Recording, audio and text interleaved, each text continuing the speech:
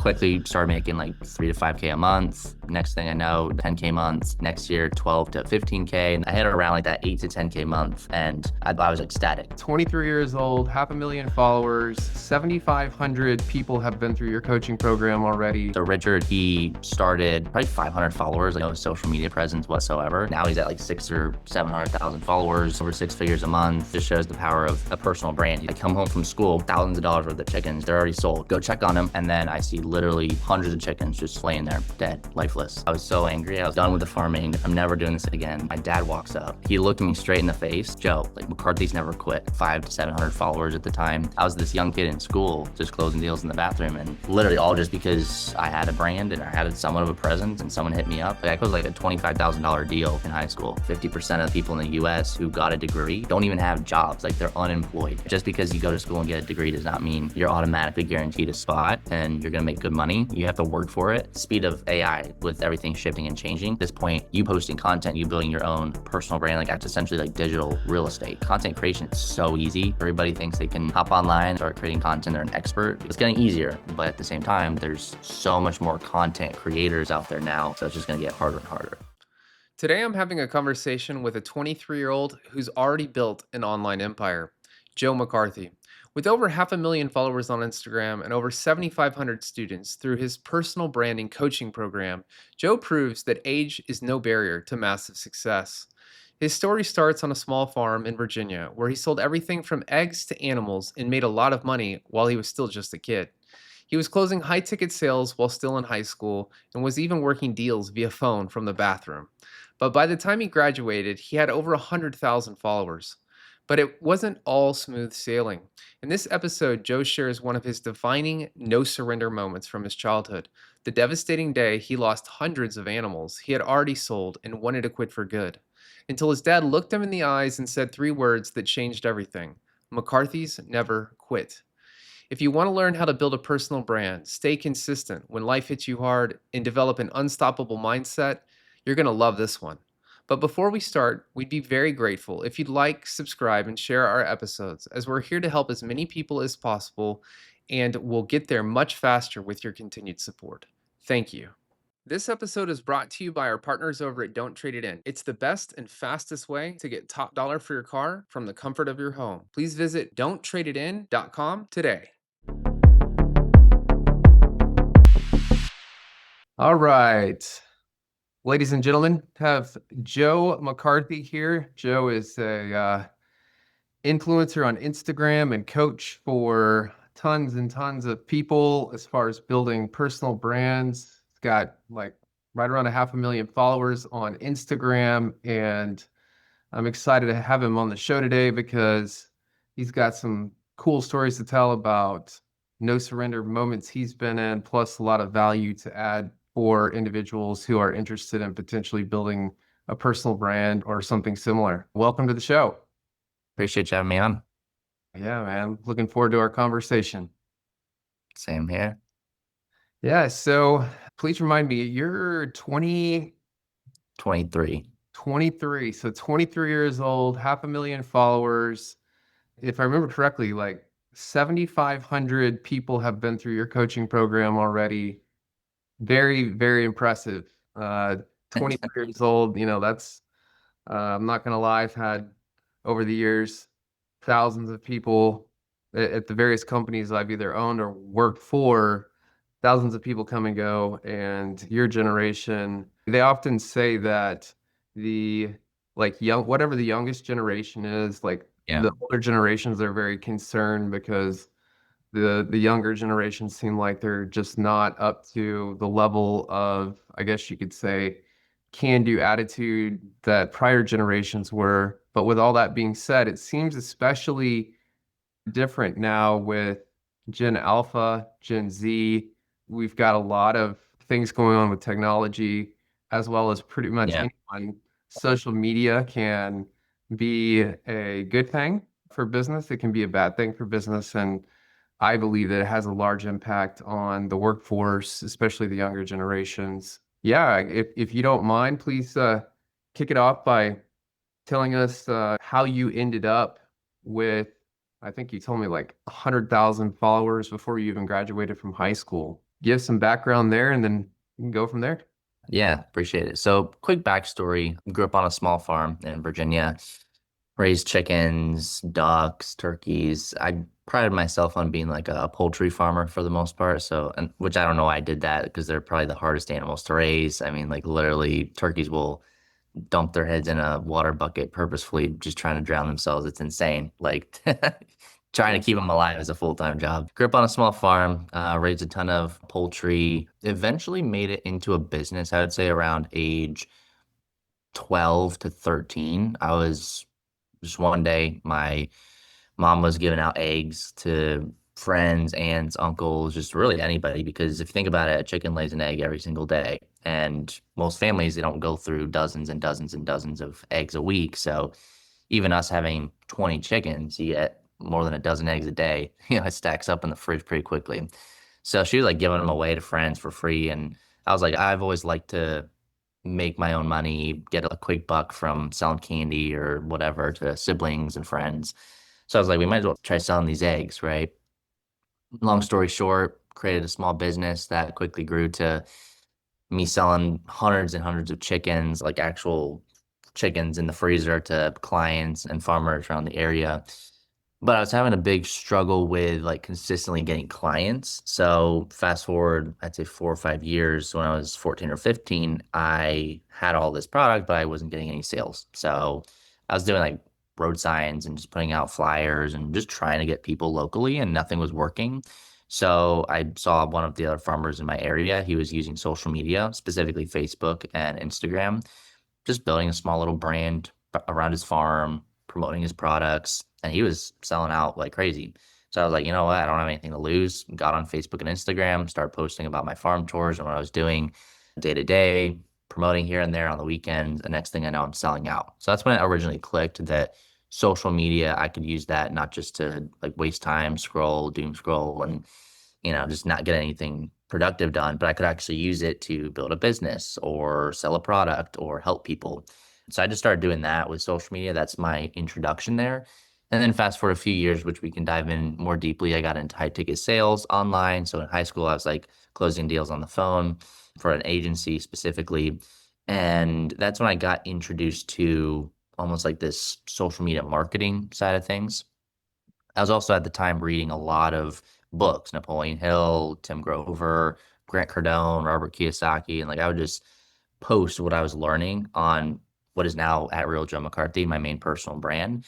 So even since I was a kid, I was always trying to provide value and put stuff out there. And then yeah, now next thing you know, I launched a product and that started blowing up. My content was blowing up, and here we are. Wow. Wow. So, man, I didn't, it's kind of on topic, but off topic at the same time. I had no idea that chickens laid eggs every single day. Well, in the winter time, they molt basically, so it dies down to maybe like 3 to 4 a week. But yeah, literally, a chicken will lay one egg a day. And I at one point, I think I had 70 laying hens, which means that I was getting like 5 to 7 dozen eggs a day. Like I have pictures on my social media, fridges, like whole fridges stacked full of eggs. That's really, it's almost like a freak of nature that they can produce like even like the shell. I don't know. I just imagine Yeah, that a shell on a chicken's egg would take at least a week to like you would think. create. That Yeah, they reproduce and they'll lay an egg every single day. It's crazy. that's wild. But anyway, so the chicken sales business is a lot harder. Ironically, a lot harder than a lot of people think. I'm, car guy, been passionate about cars for, well, since before I was even born. I was like the little baby in the womb shifting gears, Yeah. But ironically, Carol Shelby was in the chicken business and lost hundreds, if not thousands, of chickens that like all died around the same time from the same disease. Yeah. And if I remember correctly, you told me that you had something like that happen when you were like 13 or 14. Yeah, no, it was rough. I mean, I've actually, now that you sparked my memory, because there's basically two sides of what I did with the chicken. So there's the laying hens for the eggs. So I'd sell like a dozen eggs. The other side was like meat chickens. So there's this specific breed Cornish hens, and they're built to almost like be plump and fat. And that's what you'd get at the store. So on the other side, I was also selling whole chickens for like $20 a piece, right? So on this side with the laying hens, I can't even tell you how many times like predators or like different animals would come in the night and I go outside. Next thing I know, every single chicken is just like slaughtered. Like it was so depressing because those take like over 6 months to raise and grow and start laying eggs. So there's probably like 4 or 5 times at least I can count where I like finally build up and they're starting to lay their eggs. I'm starting to sell them, and then they're wiped out. And I have to start over. So that was multiple instances, but the one I think you might be talking about is the meat chickens. That was a lot more devastating because it was right after I had multiple of these attacks from I don't know if it was a fox or like believe it or not, owls and all kinds of like hawks and eagles. They'll swoop down and eat the chickens up, right? And then you're screwed. And I had fences, so it's like I could keep a fox out from a fence, but if it's coming from the air, it's like there's nothing I can do. So it was like right after a couple of those attacks happened, I had these meat chickens, and it was like a super duper hot day. It was like there's literally a heat wave coming through, and I really couldn't do much about it because I was going to school. So it was probably late August. We started school late August. And it was like the last batch that I had for the meat chickens. They were all like pre-sold. There's probably at least 60 to 80, if I remember. So there's thousands of dollars worth of chickens just ready, like they're already sold. And it was the day before we were about to process these chickens. And I come home from school, go check on them like I usually do every day, give them food and water. And then I see literally hundreds of chickens just laying there dead, lifeless. So Wow. that was devastating. Like I was throwing buckets and cussing. I was pissed. And I was just like a 15-year-old kid. It's like I couldn't handle that stress because I was like, what am I going to do about the client, the people that are bought these chickens already? What am I going to do about all the expenses I had for the food and all this stuff as a kid? And then, yeah, I was pissed. So in the moment, my dad walks up and he's looking at me all pissed, and you can tell like I'm just really annoyed about this whole situation. And I like yell at him. I was so angry. I was like, I'm not doing this anymore. Like, I'm done with the farming. I'm never doing this again. I'm done. This is it. And he looked me straight in the face and he was like, Joe, like McCarthy's never quit. And I took that to heart ever since. He even had a speech at my wedding.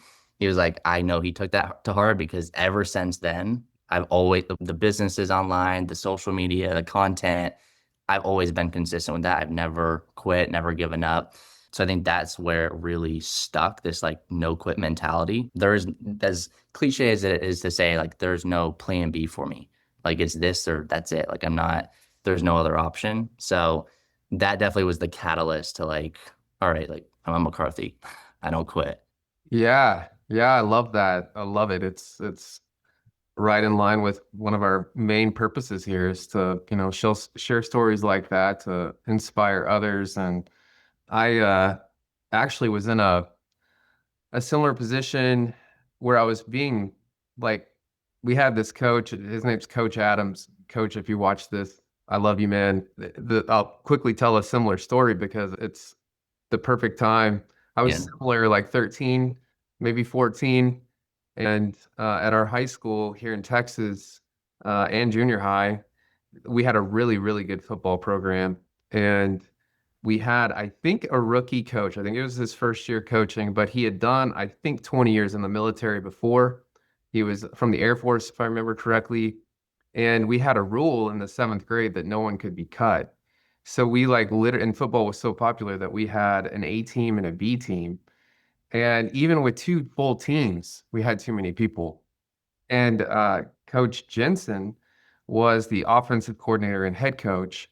And Coach Adams was this rookie defensive coordinator. And it was super hot, just like you mentioned, the heat wave where you were. And I think you were up kind of in like Pennsylvania or something like Yeah, that. Virginia. It was, I mean, that was really the only time I ever remember there being like heat waves because I can't imagine what it would be like like you're in Texas, right? So it's can't even imagine that. Yeah, yeah. So it's like 100 plus pretty much Yeah. every day in August here. And as like back then, it was seventh grade, eighth grade, and ninth grade were in junior high. And the seventh graders were like, we were called sevies. It was like the eighth and ninth graders would, kind of pick on us because we were like rookies in junior high or whatever. And so we were like paranoid to begin with. We get out there and we're busting our butts to make hopefully the A team. You don't want to be on the B team, you want to be on the A team, And then after a few days of like all these kids, like too many kids and the no cut rule, Coach Adams is like, at this crap. I'm done with all this. We have too many people on this mother effing field. And we're all like, oh my God, what is he gonna do? Start like literally throwing us off the field? Like, and he's like, everyone's about to learn what a gasser is. And so we're all, looking around and he's like, I want all the fast guys on every 5 yard line, all the way down the field. Run, go, and so we start making these lines of the, running backs, quarterbacks, halfbacks, lining up every 5 yards down the field. And then he's like, all the medium-sized guys, I want line number 2, right behind those fast guys. And all the big boys, the linemen, line number 3. When I blow my whistle, you're going to start running. Group 1 will go. They're going to go down all the way across the field and back twice. Once they get back, the next group goes automatically. So group 1, group 2, group 3. Group 1, group 2, group 3. Those are gassers. And we're all looking at each other and he just blows his whistle. There's no like, how long are we going to do this? Oh, Anything like wow. that. Yeah. So sure enough, man, after about, I don't know, 10 or 15 of these gassers, sure enough, next to me in the next line over is another, like one of my best friends from the same elementary school. And we both wanted to be quarterbacks, and we're so tired that we're like bending over, like at the Yeah. waist, and about to throw up, and people were already throwing up. And it was that like point where you go from thinking like you have a shot at playing football in high school and college and maybe the NFL to like, holy crap, I might not even forget about the A team. I might not even be able to like stay on the field long enough to make the B team. Like, Yeah. yeah. And so it was like I said, similar age, similar situation. It was like, are you going to keep going? Or are you going to quit? And to this day, I tell that story because that's really where, at that age, if you have a moment Yeah.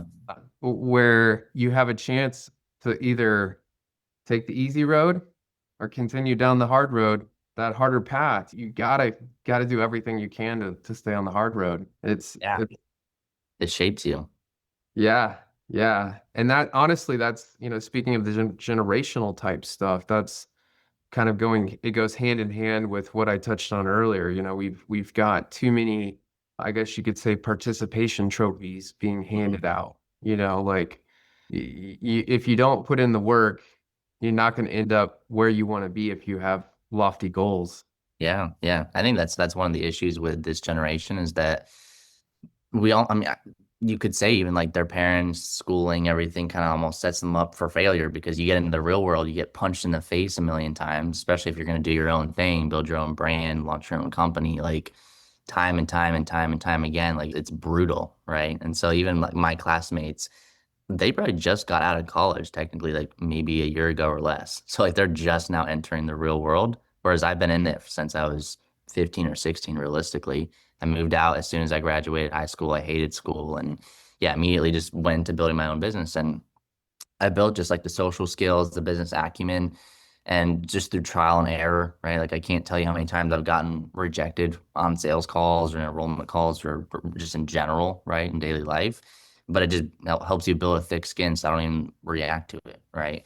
Whereas this new generation, I feel like not even new generation, but my generation, Gen Z, and then whatever is after that, these new kids on the block, my little siblings, it's like if you don't have those moments, or even if let's say your family members or schooling or just environment doesn't prime you to really succeed in the real world, then yeah, you're just set up for failure. You get into it, you think it's going to be easy, you think you're going to go to school, get a degree, immediately get a job because you have this degree. It's like, no, there's a stat, 50% of the people in the US who got a degree don't even have jobs. Like they're unemployed. It's insane.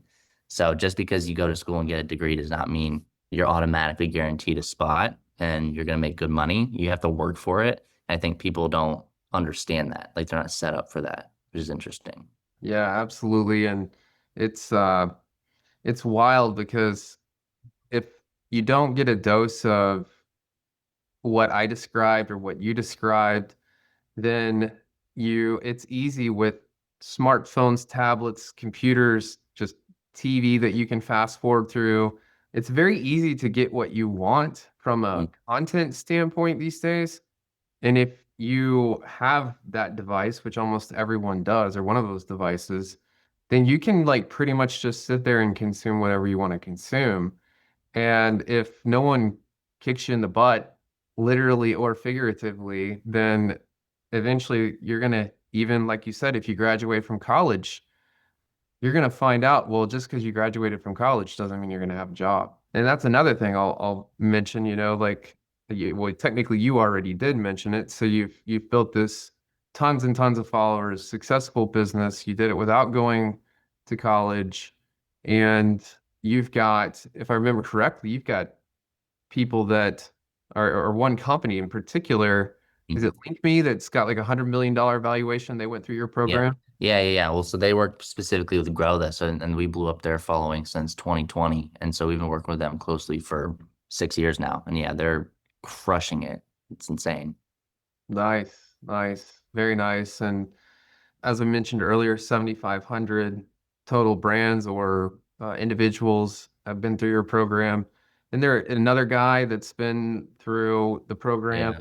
has like over 10,000 members in his. Yeah. I think you're talking about Richard. So Richard, he started at like probably 500 followers. Like he had really no social media presence whatsoever. I've known him probably, yeah, 4 or 5 years as well. And I think now he's at like 6 or 700,000 followers. He has a school community for like closers. So he helps basically set and train and then place closers in other companies, primarily online.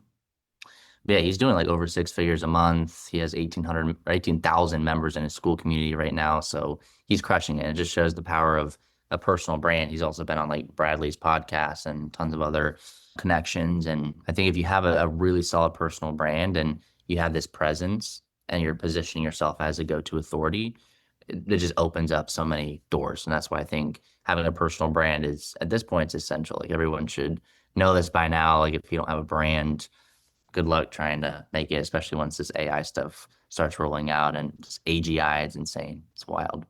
Yeah, yeah, and it's Richard, is it Machuga or Mujika. Yeah.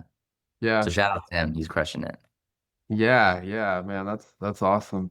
And speaking of that, that's actually how for the viewers or listeners, that's how Joe and I met. Like speaking of like the name of the Yeah. podcast, No Surrender, and the theme of like never give up. My wife, she's been real successful on social media. We work together on No Surrender. We've got our other businesses, and the algorithms on Meta and Google through YouTube have gotten so intense that we applied a lot of the same methodologies and strategies and types of content to the No Surrender profile on primarily Instagram. And it was like crazy, like how much time and effort and resources we were having to put in to just get one follower. Like Yeah. it's gotten super competitive, like too competitive, I think. Yeah. It is.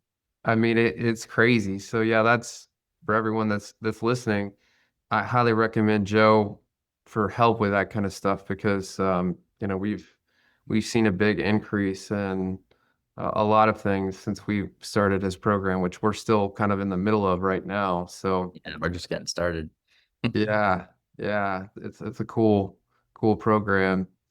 With that being said, for those people who are listening that are working on maybe say they're at their 9 to 5, they're not happy, which about 70% of Americans aren't happy at work right now.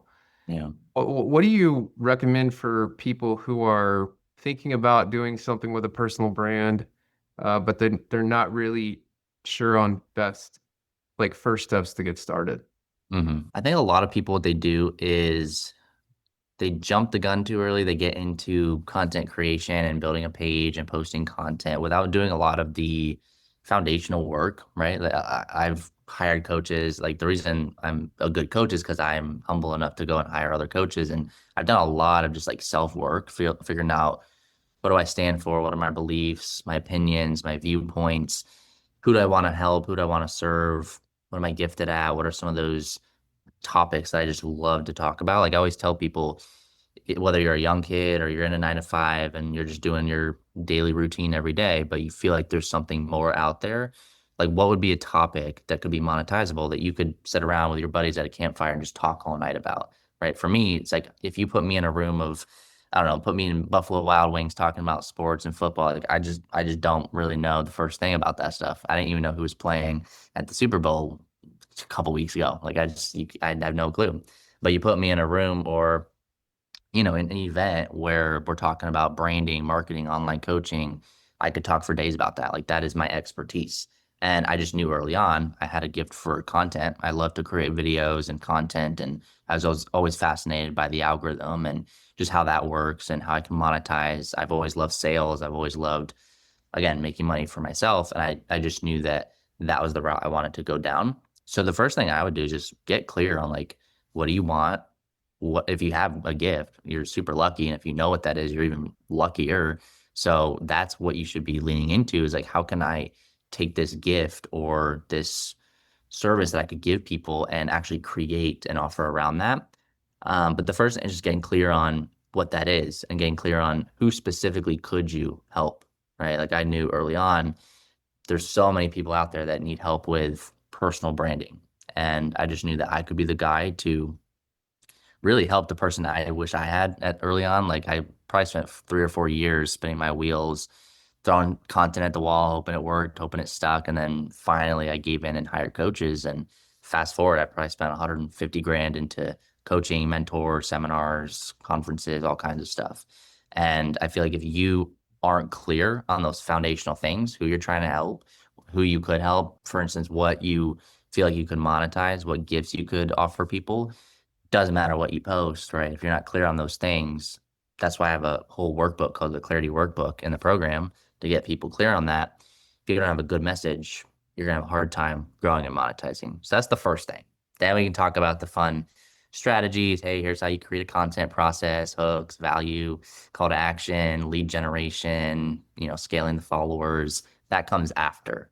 The fun things come after. You have to do the unscalable work first behind the scenes before you have the right to go run ads and do lead gen and the fun nitty gritty things. Gotcha, gotcha.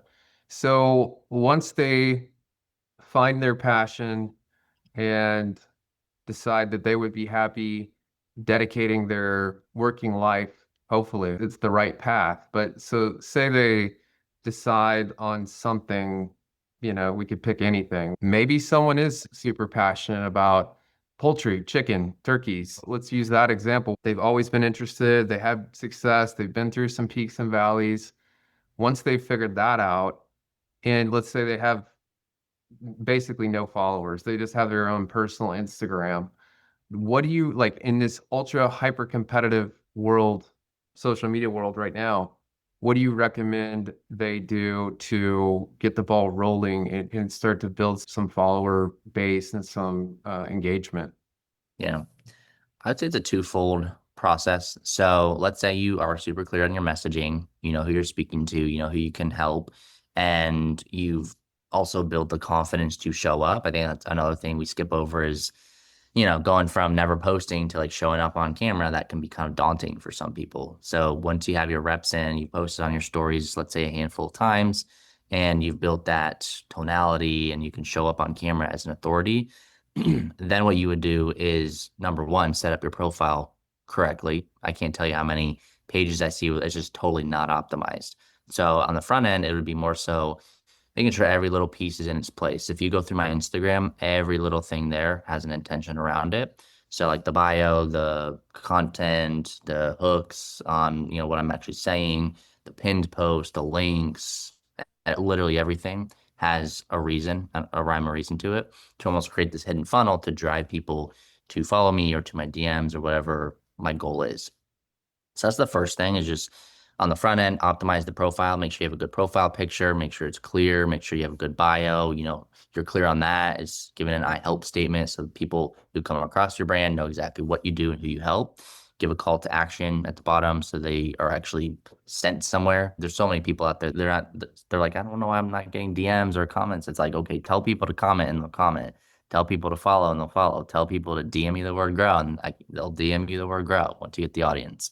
So front end, setting up the page. Back end, it's more so the messaging, really figuring out, now that we are clear on how to create this messaging, how do we put this into content? How do we package up the content for Instagram? And this is where you might want to also do some research on what are other people posting. So even what I did back in the day, what I tell my clients to do is, if there are specific industry leaders in your field that you feel like are doing decently well, we don't want to reinvent the wheel. We want to see what they're doing. We don't want to copy it, but we want to generally understand the trends, the content format, the style, the editing, what they're saying, how they're saying it, what type of content is it? Is it value-based? Is it educational? Is it just entertainment? Is it a B-roll clip? Is it talking head? So analyzing is a huge, like that research part is also a huge part of my process.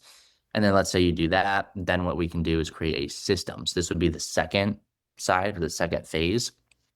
Once we have all the clarity there, second thing is, how do we create content and how do we be consistent with the content?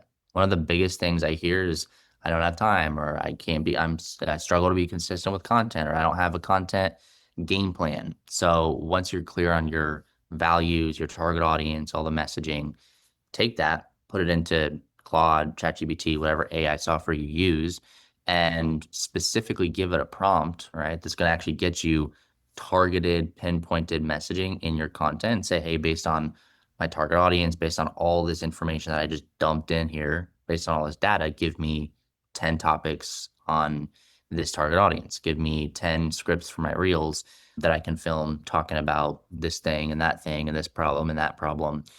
That way you have a structure. What I do personally too is, with my format, with content, I'll just batch it. I'll do like 10 to 15 posts in maybe 3 hours on like a random Saturday or like the first week of the month. And then I create this backlog. That way I have at least 3 to 4 weeks worth of content ready to go. Because a lot of people, what they'll do is they'll think, oh, I need to post every day. Like, I show up every day, but that doesn't mean I'm creating the post every day. I'm not filming every day and editing every day and posting and coming up with a topic every day. It's usually a one-time thing, beginning of the month, and then I schedule that out. But I'm still showing up every day or posting every day.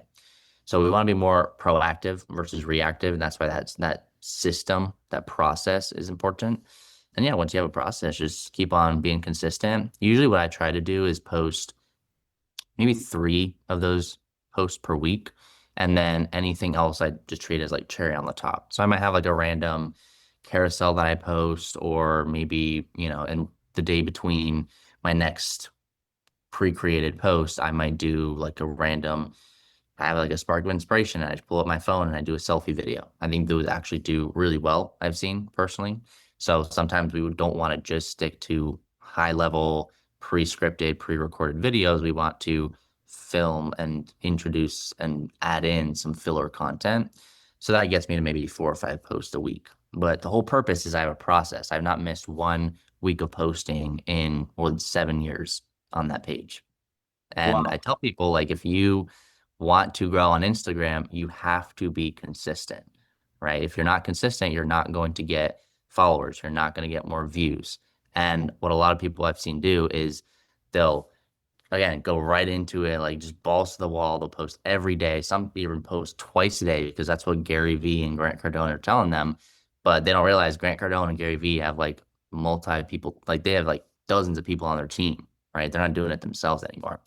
And what a lot of people do is they'll start posting a ton of content. They'll be like, I'm making momentum, like I'm doing it. And then 2 months later, it's like, it's hard to keep up with, even if you are good at it and you have the time. Next thing you know, they get burnt out. It just happens if you don't have a process. And if you take off even 2 or 3 weeks because, you're burnt out, you're almost just back to square one. So I would rather you post a little less in the beginning and at least get that consistency, get a process that works for you. And then once you start to get into a flow, then you can start introducing more content. But that consistency is a huge piece. So that's, I guess, high level view. That's what I would do if I was just starting out with content and getting the posts up there. Yeah, yeah, man, that's gold. Covered a lot of ground there, and it's I mean, I for the people that are just listening and not watching, Joe just ran through, just gave a little mini master class there, and I could just see the excitement in his eyes. That kind of takes me back to another conversation we've had where like, weren't you like closing deals in the bathroom while you were still in high school or something like that? Like Yeah. phone.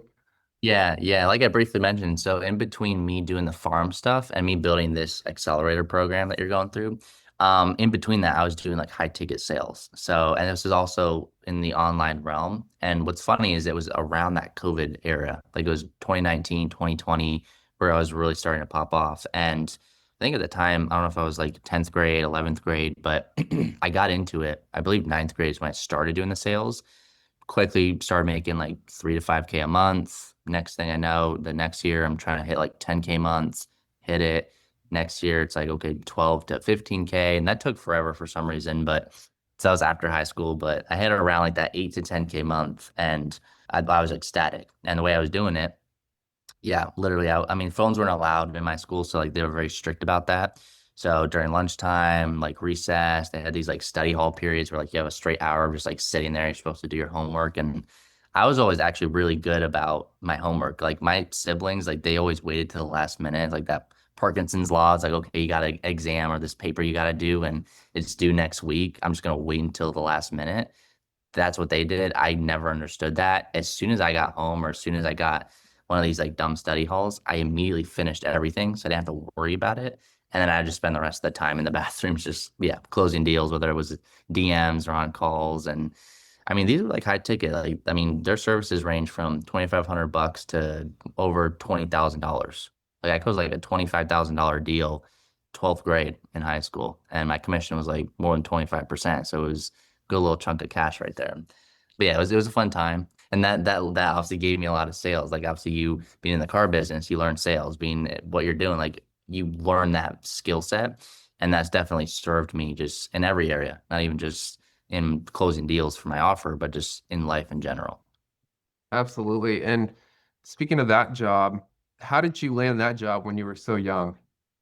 Yeah, so the funny thing is they kind of recruited me. So the way it happened, which is funny, this is again why having a personal brand is really important because had I not had this brand at Real Joe McCarthy, they never would have reached out. So at the time I was posting, like I mentioned, I was reading all these success books. So I was just like posting what I was learning, videos. If you scroll back, you'll see like me in the fields on the farm with the cows and the chickens and like literally just giving tips and value about like what I was learning. So I probably had like a couple dozen posts up. I only maybe had, I don't know, 500 to 700 followers at the time, but it was branded, like it looked decent at the time, right? And a couple people they reached out, they're like, "Yo, love the page. Like, have you thought about investing into like growing it or like getting it out there, like with boosts or ads or whatever?" And I was like, "Not really. Like, it'd be cool to hit 10,000 followers in the next 3 years or whatever." And they're like, "I mean, we got a company and we help people grow, and not only can you obviously grow your own brand, but we can help other people. Like, we work with all kinds of influencers and coaches and yada yada." So they basically said like, if you want to join the team, like feel free to do that. And it actually took me quite a few months to do that because at the time I was also slowly getting into me creating my own little product. I was actually selling those highlights, like the covers. So if you look right below Instagram, the Instagram bio, you see those like red circles. I basically would create covers for other people and sell them for 30 bucks. And my partner, who's my partner now in the business, Dre, he, to his credit, he hit me up and he's like, bro, you gotta stop selling these like $30 highlights. Like, do the math. How long is it gonna take you to hit 10K per month from $30 highlights? You have to get thousands of people a month and it takes time for you to create it. You need to be doing high ticket. So like he was just like ringing in my ears, high ticket, high ticket. And I was like, I don't feel comfortable creating my own offer, but he had an offer. He needed sales guys. I joined the team. And believe it or not, quickly I raised to top closer. Like I have like a trophy right here, like top sales performer, right? I closed 50 deals in that January. And so like I was this young kid in school just closing deals in the bathroom. And literally all just because I had a brand and I had somewhat of a presence and someone hit me up and I took the opportunity and made the most of it, really. Awesome. Awesome. Yeah. So key takeaway there for, again, for the listeners, viewers is if you try hard and you follow your passion, there's a good chance that the opportunity will come to you. You know, Hmm. that's it's kind of interesting how things fall into place when you just consistently do the right things and try as hard as you can. Yeah. That's wild. So that was so you met Dre. I know that like you said you're partners with him now, but that would have been how many years ago? 7 or 8. It was a long time ago. Yeah, he came to my wedding. Like he's one of those OGs, and he's actually one of the main guys, at least down here in Miami, that are like they're true to their word. They do what they say. Like they actually provide results. And I think long term, like I'm obviously big on integrity. I'm a Christian. Like I would never do anything that just wouldn't be in alignment with what I feel is right. So obviously I felt that from him from the get-go. And that's why we have such a tight relationship. Is like he truly cares about people, which I think is awesome. And I haven't ever spoken to him or met him or even seen. I'm assuming he's got a social, presence, Yeah. Instagram. He's actually bigger than I am. He has like 700K on his page And what's his handle? at Dre Medici. So Midici. Yeah, he's down here in Florida. That was one of the reasons why I came down here is a lot of my friends and buddies, especially in the social media world. It's kind of like the hub. So it's nice being able to see him. Yeah, yeah, that's awesome. Very, very cool.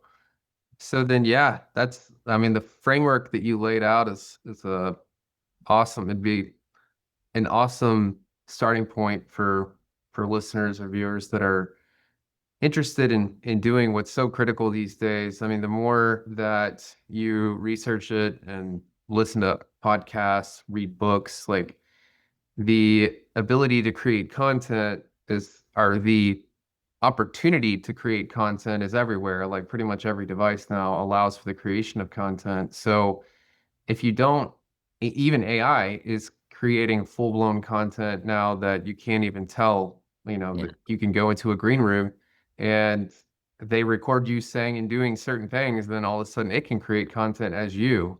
So with that being said, if you don't work on a personal brand, then as time goes by, it's going to get harder and harder to be Mhm. successful as a solopreneur or an entrepreneur. I have two different personal brands, one for more the podcast related stuff, and then another one called the Car Guy, which is more car related stuff. And it's with that being said, and as we've already touched on, it's a lot of work. Yeah.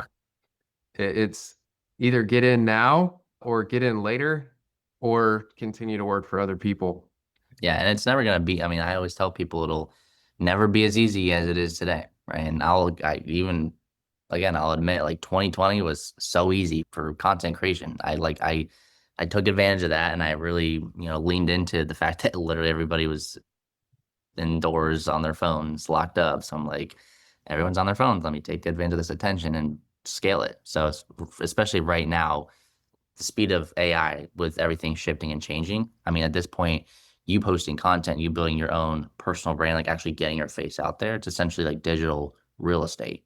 And if you don't get in now, you're gonna have a very hard time trying to build this thing when we don't even know what's real, what's AI. And again, like you pointed on, content creation, it's so easy today, almost to a fault that everybody thinks they can hop online and hop on Instagram and start creating content. They're an expert because it's just so easy to edit. It's so easy to chop stuff up and take long form content and put it into a reel.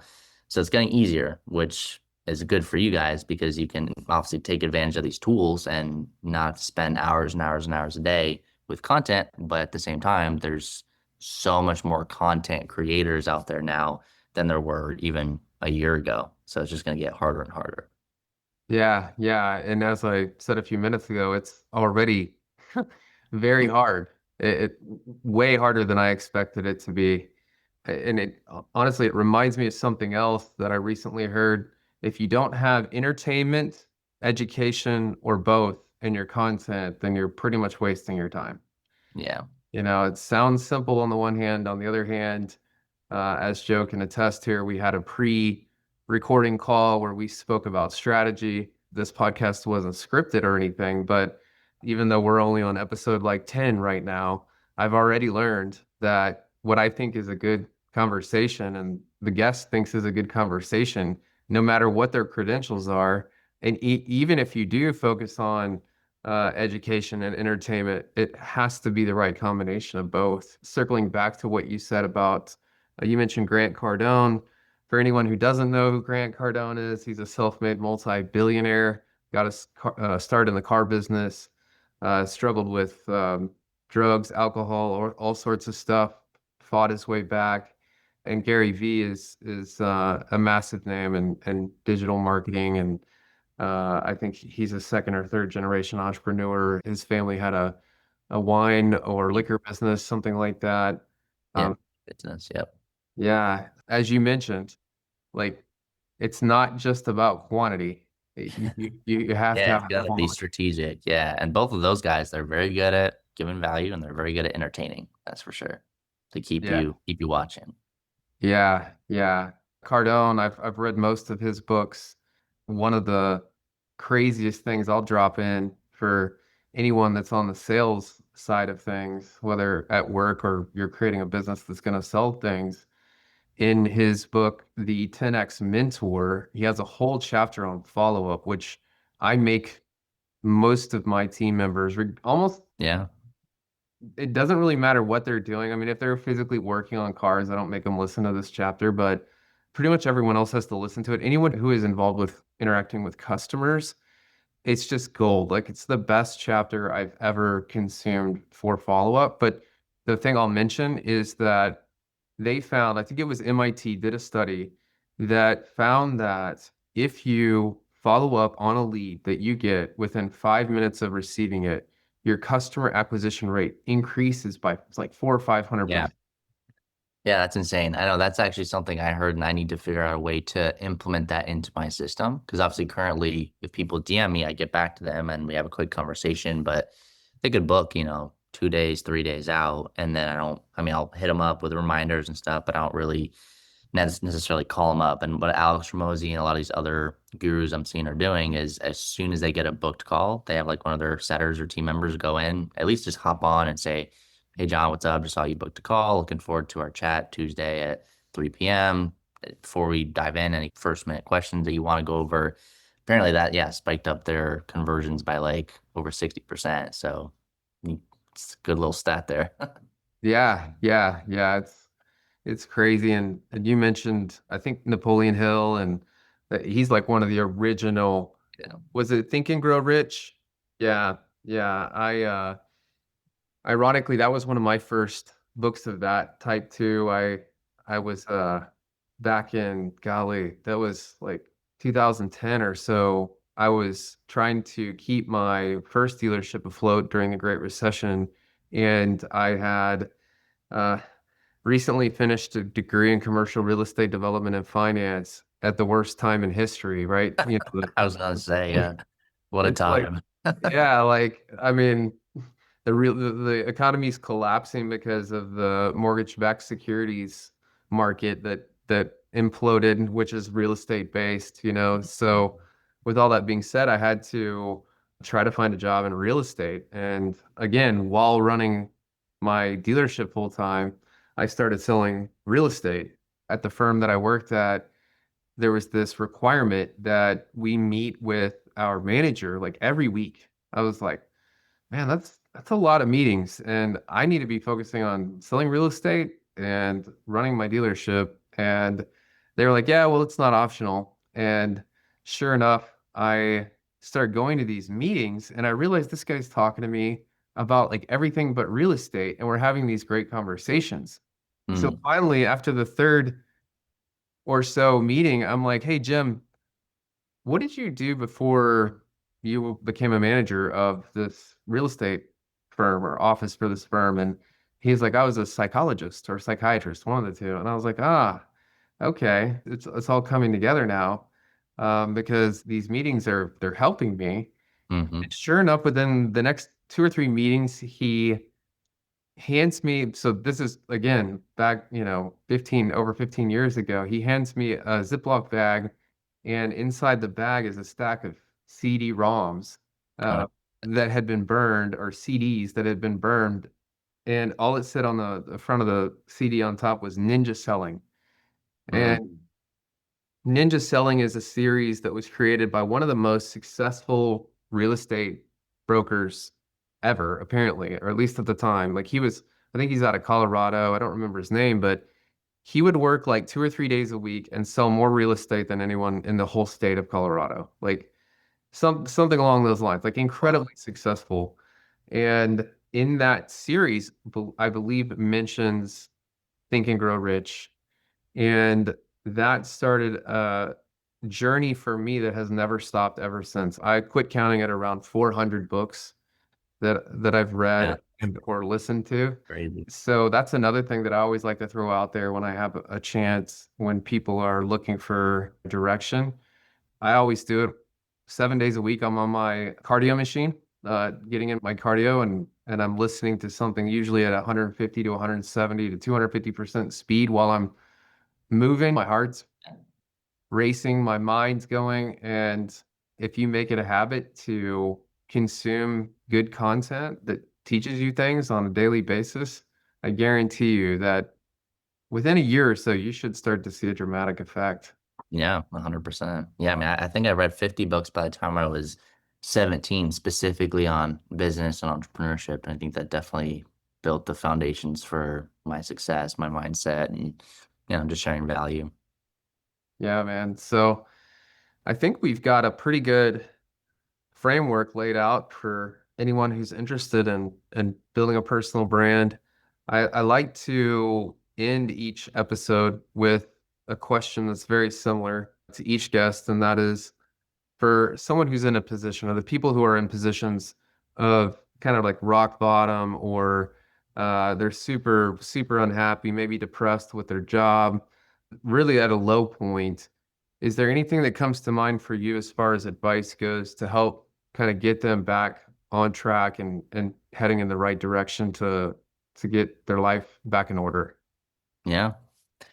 The whole ethos of the podcast is never quitting, right? So as long as you're putting in the work, if you don't give up, you can't fail. That's what I tell people. And I think, I don't know if that was Alex Hormozy's quote, but that's always helped me is like if I'm in a dark time or like things are not going my way, I'm like, if I just continue moving forward and I put an unreasonable amount of time and effort into this, as long as I keep going, it would be unreasonable for me to fail.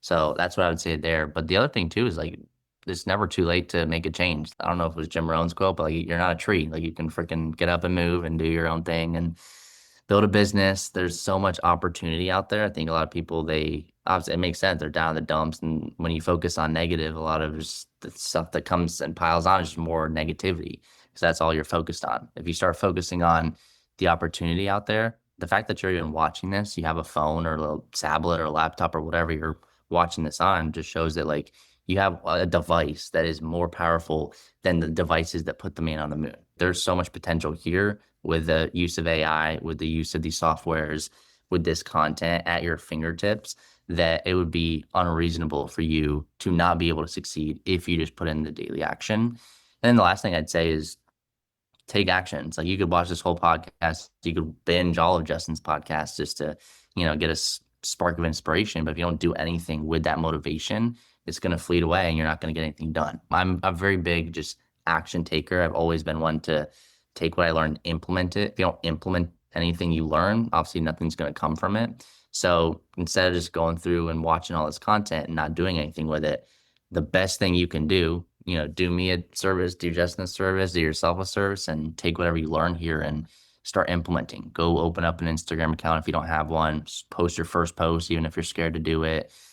Start promoting on your social media, even if you're afraid of doing it. Create an offer, even if you feel like you're unworthy of it or you got that imposter syndrome, which we all get, right? Even me to this day, I thought when I hit like 30, 40, 50K month, it goes away and I'm done. But I've even talked to like Ed Milet, and he's spoken on stages about he gets imposter syndrome and he's worth $500 million at this point. So just because, you have this imposter syndrome doesn't mean that you can't go out and achieve massive things. The difference between you watching this and those people out there, or me or Justin, is we didn't let those circumstances or those thoughts keep us from taking action and achieving things despite what was going on internally. There's always new beginnings. You can always move. You can always build a business. You got this powerful device you're watching this on and listening to. Use it. Go take action. Awesome. Awesome. Yeah, lots of great stuff. And I think the quote you were referring to is it goes something like, eventually you win if you never give up, and that's one of my, like, I mean, and I've touched on it in other episodes, including one with a Navy SEAL who's probably even more extreme than I am.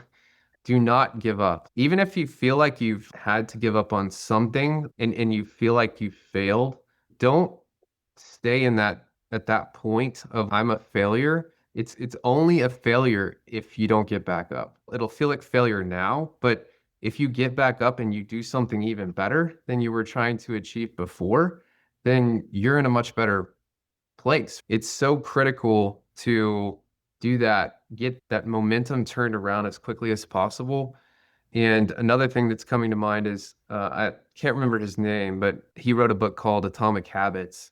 That's another, it's like a New York Times bestseller. And one of the big things that's taught in that book is to get started, just focus on small incremental steps. Pick something that you can do every day. If you're not in shape, just walk around the block one time. Like, I was like 100 pounds overweight at one point. I dropped 100 pounds of fat and put on 20 pounds of muscle in 99 days. That's Uh, insane.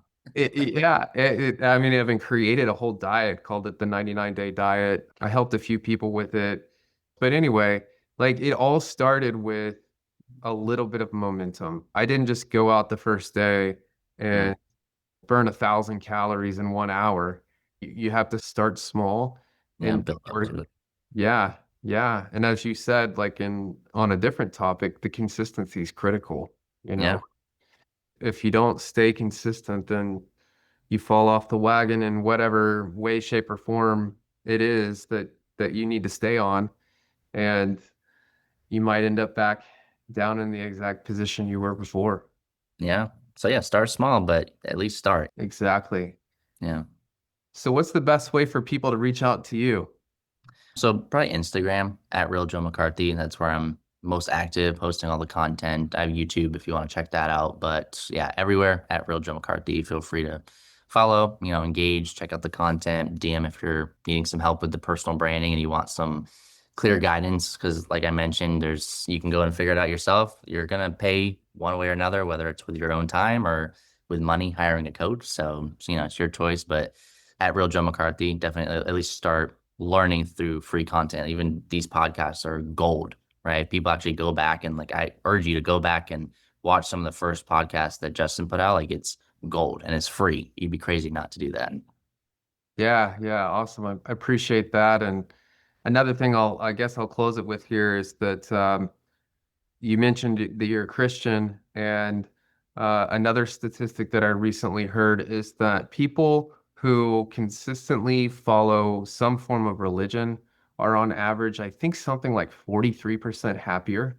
Yeah. So, kind of, I guess you could say the cherry on top here, if you're in that dark place right now, pick up whether it's a Bible or there's this book that I just read for the second time called The Untethered Soul.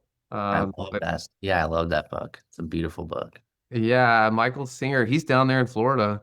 I'd love to meet him, man. Like, it's a great book, like, very, very good. And then he wrote other books too, The Surrender Experiment and Mhm. uh, a few others. But yeah, start studying something that is of a higher level Yeah. is what I recommend, because there's countless fantastic lessons in the Bible. I think actually, like Napoleon Hill with Think and Grow Rich, he took a lot of what he learned in the Bible and just put it into this success book. Like in a way, it's just all like the success lessons in the Bible filtered into this book for entrepreneurs because they're probably more likely to check out this Think and Grow Rich thing because it sells more than the Bible. So that's actually a super interesting thing that I learned probably a few years ago, is that a lot of that was just tied to the Bible.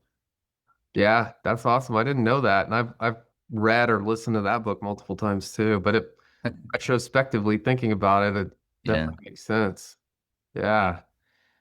Well, yeah, Joe, again, thank you very much for joining us. And I'm sure we're going to have some success stories. I've found with these podcast episodes that sometimes we get immediate feedback. And then even though we've only produced like 10 of them now, we get some delayed feedback later. As you said, people will hopefully come back and watch these episodes later because we're definitely doing everything we can to help as many people as possible. Yeah, yeah, you're doing a good job. I'm looking forward to seeing what the 100th episode is going to be like. Like, if we're only at 10, imagine what 100 is going to be like. Or even these other people out there, Chris Williamson, like Joe Rogan. I mean, they're at thousands, right? So we're just getting started. Yeah, yeah. And thanks again for all your help. And I can't wait to finish your program. It's already helped us a lot. When we signed up, we were planning on using what we learned in both No Surrender, helping build an audience for that, and my wife's business too, and her profile. So the quote I've been quoting lately from Tony Robbins is give more than you take, and we're definitely already getting that out of your program. It's not a cheap program on the one hand. On the other hand, we're already seeing a lot of value come out of it. So Yeah, I appreciate you. I appreciate that. yeah, yeah, man. All right. One more time. Thank you very much. And it's been a great conversation. Appreciate it. All righty. Thank you.